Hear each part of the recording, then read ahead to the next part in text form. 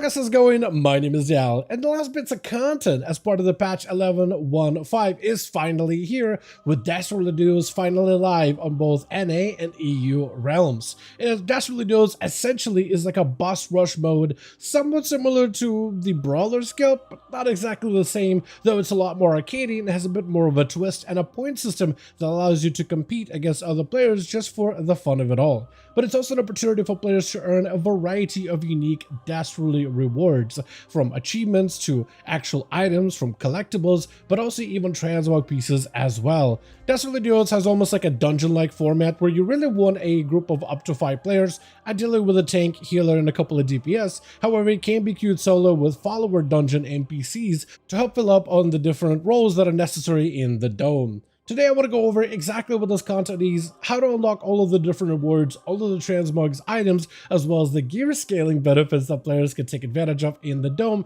as well as go over how to earn more points within a Dastardly dome if you're someone who's going to be playing this content a little bit more competitively. As always, if you guys want to see more regular guides and updates like these for the War Within expansion and future upcoming content, be sure to follow the channel and subscribe. But otherwise, let's dive right in. So let's start from the beginning. What is even Dastardly Duos? You'll find that there's now a new little Dastardly camp set up outside of Orgrimmar, Stormwind, as well as Zornagal that allows you to queue for this new boss rush event. And there's a variety of different things you can do here, primarily just fighting bosses in the ring, trying to beat the timer, trying to get as many points as possible. And part of the challenge, or part of the fun of this, is fighting multiple bosses as they have their mechanics overlap one another, while also making the fights more challenging by summoning additional reinforcements and even using certain buffs in order to make the fights a little bit more challenging, but allowing you to also earn more points. And it's just an opportunity for you to get basic unlimited amounts of veteran gear, some champion track pieces, as well as weekly rewards. Outside of here in the main area, there'll be an NPC that allows you to queue for the Dastardly Duos. Then there's Vinny, who's usually found stuck in a box. I think he's supposed to be on top of the box, but he is actually necessary for some of the achievements regarding the content if you're trying to get everything from this limited time event. Over on this side, we have Woden, who gives you a variety of different things that you can purchase when it comes to transmog and rewards, which are all very Undermine themed. All of them look more or less the same, it's just a big spiky end, but they all have a different recolor depending on which Goblin Cartel you are siding with. Some of them will be available on week 1, but others will be available by week 3, like the dark fused ones, as well as the blue ones. And then later down the line, you can get the staff. I was about to say polearm, but it is a proper staff. Actually, I had to double check. But it's a staff that Vinny wields over here, although sometimes it's really hard to see him, though you can see the staff is definitely poking through the boxes. So if you're looking for just an extra few cosmetics that you can get, none of these are really going to be all that expensive. They'll just set you back 500 resonance crystals, which you can earn from just about anything you do within open world content of the War Within, as well as foods. You'll be able to deliver your foods into the Dastardly Dome.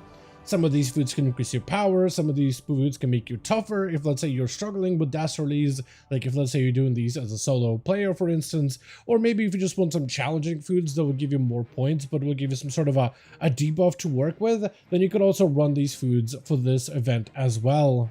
I will talk about the point system for Dastardlies a little bit later, but there's even a whole point system that allows you to compare your points against other players. So this guy basically has a million score, and if you get on the podium, and if other players also get on the podium, is it not going to let me? Okay, for some reason the podium broke by the looks of it, but normally when you get on the podium, it should let you walk up to it, and then as players jump on the podium, it's supposed to arrange you from whoever's going to be on top, who's going to be on the sides. So it basically arranges you in the order of first to last, but I think they broke it somehow.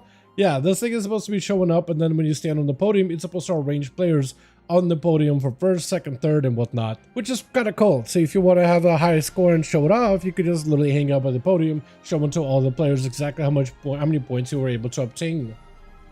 Now, you can queue for Dastardly Duos either as a solo player or in a party of up to 5 players. Ideally, you want a tank, healer, and a bunch of DPS for it. But even if you run solo, it will give you followers in order to help you throughout your run, which they're okay as followers. They're not great though. The tank isn't always going to keep enemies in the same good spot. The healer isn't going to be as good as a proper healer who's keeping the entire party alive. So having actual players in a run can make some of this a little bit easier, especially if you're just trying to go for the most amount of points. But if you're just trying to get weekly rewards, the NPC followers are going to be just fine. There's going to be a refreshment table with some of the different foods that you can get, like a cake from a fan to give you movement speed, or potentially a beefy burger, which is what Woden can give you into the ring if that's what you request from him. Over on the side, you have a bunch of potions that you could use, like a vial of healing, bottle of invisibility, can of amps, which grants you a bunch of movement speed, and then when you're ready, you just walk up to the gates, enter the dome, and then inside of the dome, you run around, kill enemies, slay bosses, break apart various objects in the dome, as well as try to see if you can kill enemies as quickly as possible, as efficiently as possible, with very few deaths, as well as with some of the different modifiers that are present throughout the match in order to get as many points as you can. Part of the content is having to fight these bosses from older eras of an expansion at the same time. So you'll have some overlapping abilities and mechanics and AoE swirlies and dodgeable attacks, and having to combat all of these things at the same time can be sometimes part of the challenge, especially as we unlock more bosses for us to fight at a time. So starting off with just a handful of bosses that you can face at once, but eventually as weeks go on, you'll be able to face more and more threats at the same time, which is where it's going to be part of the main fun concept of this entire mode. At the end of a match, you'll get a reward box with some gear, as well as some items that you can use in the next Dastardly run. However, if you just focus on getting the rewards from Dastardly Duos, all you have to do is complete the weekly quest from usually Vinny, which means that you'll have 6 unique rewards that you can obtain from banners, toys, as well as eventually a mount of Tyrannosaur, which I think actually drops either on week 6 or even week 5. But there's a variety of different little pets and doodads that you can obtain, like a Dastardly banner, which is available for the first week, which is kind of cool. You can just place it anywhere you want to, although it does seem to disappear if you get a little bit too close to this entire area. But if you just focus on getting the weekly rewards, all you gotta do is talk to Vinny, complete the quest, and to complete the quest, you just have to run a match of Dastardly Duos, which you can do as a solo player. Like, if you're not focused on getting yourself the most amount of points or anything like that, just grab yourself the food that's gonna help you do the most amount of damage, run in with the NPCs, kill the bosses, don't do anything special, and you can just visit this place 6 times in a row every week to get all of the unique collectibles. When doing a run of Dastardly Duos, you'll actually notice pretty quickly that your character's health is actually a little bit lower than normally it would be.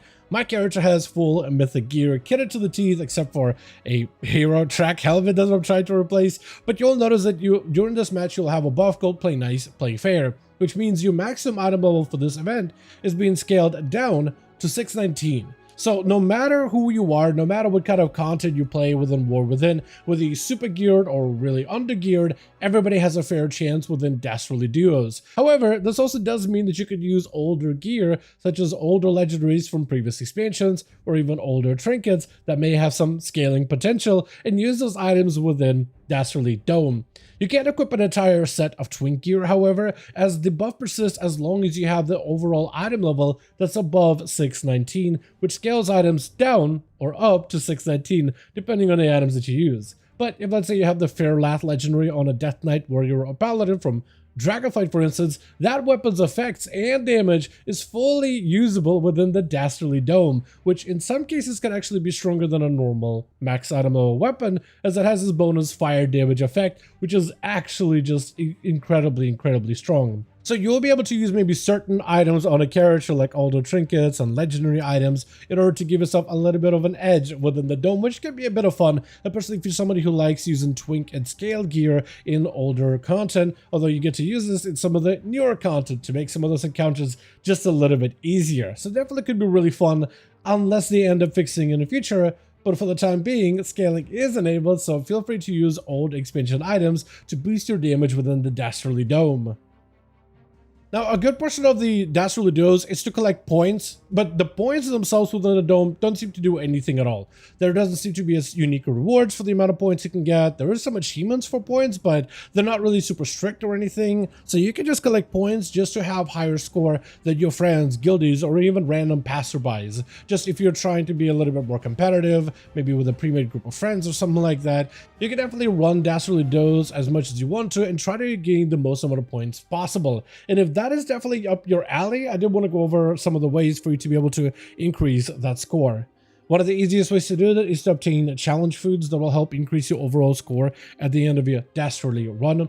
The cherry bombs that you'll find within breakable objects can also be broken out and then placed in a position where you'll be able to funnel enemies into until those cherry bombs become zones that allow you to earn double points. From there, you can want to keep all enemies, bosses, and anything you encounter within those zones to double up all of your points. You can also get keys as you do Dastardly Duos runs that allow you to operate the vehicles within the Dastardly Duos. So you're thinking of things like the score bonus blimp, for instance. You could position it towards a spot with cherry bombs in order to create a zone that allows you to really double up on those additional points.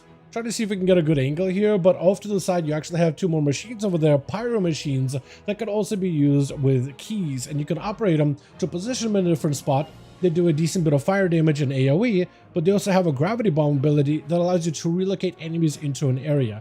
So if, let's say, enemies are kind of near a double point spots with the cherry bombs, you can move them into that spot. So having that vehicle on standby, or at least one player in a group that's operating one of these vehicles, so you can move enemies a little bit easier, that could also help you earn additional points. Plus the machine itself deals a decent bit of overall damage. Throughout the match, you can also pick up cogwheels to add additional time for the encounter, and you will get more points if you're able to get yourself as much bonus time as possible, as 80 bonus time becomes converted into additional points. You can also use the burner clocks in your inventory that you can get from other duo runs in order to add additional 30 seconds to the timer, which again can earn you additional points as well. And throughout the run, you'll also be able to get bullhorns of calling, which you can use inside of the dome in order to summon additional reinforcements. Initially, it's going to summon more bosses for you to encounter, so you can fight multiple enemy bosses at the same time, but eventually it'll start just summoning more trash ads for you to kill, which can also be additional points for you to obtain. And the more of these bullhorns you use within a run, the more enemies you can slay,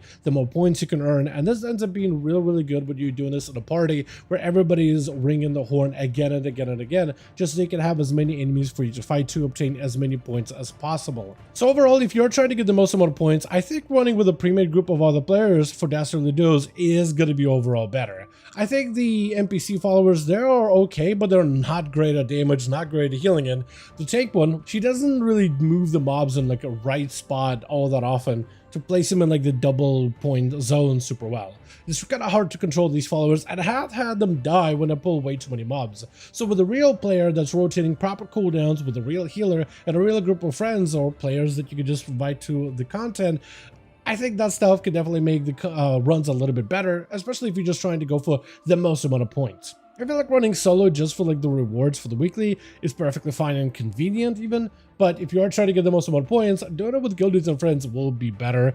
I do hope they actually give this content some kind of a queue system that you can just queue into, because it feels like it will be really fun if there was an easy way for you to be paired up with other players. So maybe they'll add this in like a dungeon queue, so you can just find random players to party up with, pull everything, proper tank, proper healer, proper group, in order to burn through the content, get the most amount of points. Just if they can do anything to make it a little bit easier for you to pair up with other players, I think that'd be great, because right now you can't really queue it up as a dungeon or anything like that. You can try to find a group for this mode in the custom queue, but the custom is still separated by factions. Alliance and Horde will not be able to see each other, so I kind of wish there was some kind of a way for you to be able to queue up Horde and Alliance players together in order to try to get the most amount of points in the Dastardly Dome event.